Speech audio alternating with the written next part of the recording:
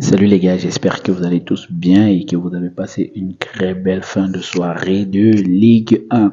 Aujourd'hui, on a assisté à la petite victoire du patron du championnat français qui est le PSG. 1-0 face à une équipe tellement poussive, une équipe moins percutante qui est le Toulouse FC. Alors aujourd'hui, on a vu un PSG qui a été totalement remanié en attaque. Bon, pas totalement remanié, mais une équipe qui a été remaniée par le maestro du football français, Lucho Enrique, avec la titularisation, la première, je pense que c'est la première titularisation de Kvaratskhelia et en tant qu'ailier et un positionnement de Doué comme pointeur. Et je pense déjà que ça a été une très bonne idée de sa part de permettre aux autres d'avoir un peu de temps de jeu parce qu'on connaît déjà tous que l'équipe type du PSG, c'est une équipe est vraiment offensive. C'est une équipe qui a la capacité d'enfiler les buts et de marquer énormément de buts. Mais aujourd'hui, on a eu un turnover. Peut-être que ça a été une de ses stratégies afin de permettre à son équipe déjà de mieux se préparer. Aujourd'hui, l'équipe du PSG n'a pas été mauvaise et n'a pas été aussi très au top. On a vu une équipe qui avait un peu de la peine ancrée dans les cages, dans la surface de réparation du FC Toulouse. Bien évidemment, c'était une équipe toulousaine, c'était une équipe qui jouait totalement la défense. Ils jouaient pratiquement 5 défenseurs. Et vous savez bien qu'une équipe qui joue 5 défenseurs, c'est vraiment difficile pour l'équipe adverse d'y pénétrer. Bon, surtout quand vous n'avez pas votre type sur le terrain. Lorsque vous faites avec les nouveaux, les joueurs de banc, c'est très compliqué d'avoir cette régularité devant les buts. C'est difficile d'avoir une efficacité habituelle. Bon, aujourd'hui, le PSG qui finit par marquer avec un seul but d'écart grâce déjà à un corner qui a été détourné par Pacho.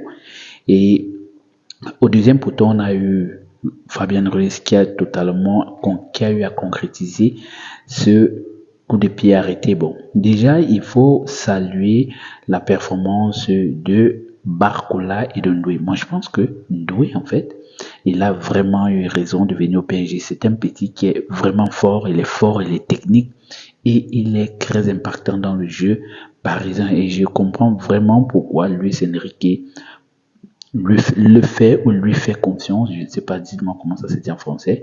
Je comprends vraiment pourquoi il a une place importante dans le 11 de départ du PSG parce que sa présence, elle est vraiment très importante. Même à l'absence de Dembélé, on voit que Ndoye a la capacité de menacer les défenseurs, de menacer les adversaires par sa technicité et sa vivacité. Et c'est très important sans tout oublier aussi la vivacité, la technicité et la rapidité de Barcola. Malheureusement, aujourd'hui, les deux étaient orphelins de leur grand frère Dembélé qui, j'aurais aimé vraiment que Dembélé commence le match et continue à enchaîner les matchs avec des buts. Il est sans doute rappelé que Dembélé est déjà pratiquement 15 buts depuis le nouvel an. Depuis le mois de janvier, Dembélé a déjà eu enchaîné des buts, des matchs et a eu à mettre 15 buts. C'est là quelque chose d'extraordinaire pour sa carrière et je pense que c'est l'une de ses meilleures saisons depuis qu'il a débuté dans le football professionnel.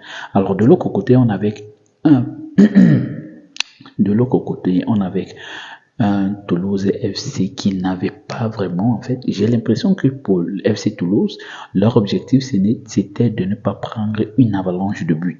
Donc, raison pour laquelle leur tactique était de jouer totalement sur la défensive et d'espérer de contre-attaquer. Mais malheureusement, on avait un PSG qui était aussi organisé bien en attaque qu'en défense. Bien évidemment, vous savez, depuis l'arrivée de Pacho, qui pour moi, je trouve que Pacho est un défenseur posé, calme et très serein. Lorsqu'il joue, il ne s'emballe pas, il ne se presse pas et il sait gérer les situations offensives et des adversaires. Donc ça a été un match très compliqué pour l'attaque toulousaine qui a été plutôt nonchalante et amorphe et n'a pas pu inquiéter le gardien de but parisien. Bon, c'est vrai qu'aujourd'hui, on avait aussi eu un remplacement total, même au goal, dans les buts du Paris Saint-Germain, avec Donnarumma qui était sur le repos, dont le match était plutôt très poussif, très compliqué aussi en fait, parce que dans ce match, il y avait plus de défensive que d'attaque des deux côtés. C'est le PSG a dominé toute la rencontre, mais ce n'était pas une domination concrétisable avec des buts et du beau spectacle, bien qu'il y avait Doué qui nous a régalé comme d'habitude dans chaque match et Barcola aussi qui a eu à régaler tout le long du match. Et il faut féliciter vraiment la prestation de Neves et de Vitinha. Dès leur présence sur le terrain, tu sens que ce sont des gars qui sont déjà vraiment habitués à apporter le tempo à apporter la vivacité, la technicité, la grinta. Et c'est ce qu'on apprécie vraiment sur le milieu du terrain du PSG. Aujourd'hui, le PSG s'en sort avec un seul but d'écart, ça fait le taf, il se rapproche encore du titre, c'est bien évidemment, il se retrouve à 10 points du deuxième qui est le Olympique de Marseille et un PSG qui continue à monter vers son sacre de Ligue 1 pour cette année.